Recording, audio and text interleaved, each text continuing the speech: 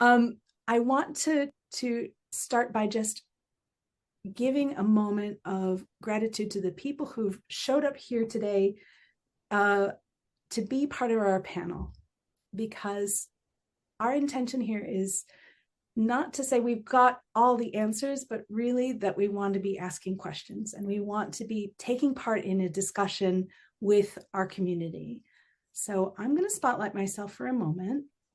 And just to say, today we're joined by three panelists who are all senior teachers who are actually faculty on our newly launched course that I'm delighted that we've got on our website as of today. We've got Mary Richards, Lisa Peterson, and Graham Burns. And they're all here to talk about this question. And it's really related to that increasing tendency that we have to talk about yoga as doing yoga. And those of you on the call will have experience of what we're talking about when we say being yoga, and it's that state of yoga. But in conversation, it's really helpful for us to ask one another, what do you mean when you refer to the state of yoga? So if I can put one of our panelists on the spot, Mary Richards, would you be willing to start us off? Well, we know I'm very shy about sharing my opinions and the like. This is something I think about often because I hear it so frequently. I'm going to do yoga. And what does that mean?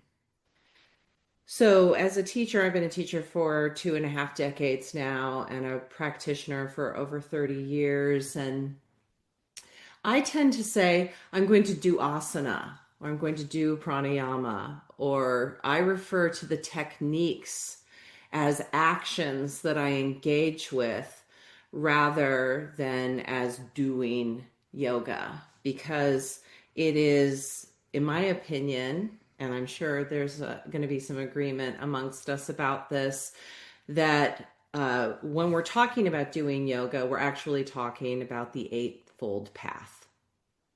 And it is the yoga comes as a result of those techniques and practices that we engage with, hopefully on a daily basis throughout the day. Because the reality is, yoga doesn't take place exclusively on a mat. And the intention of the mat practices is so that the mat is within us, if you will, all of the time, everywhere that we go.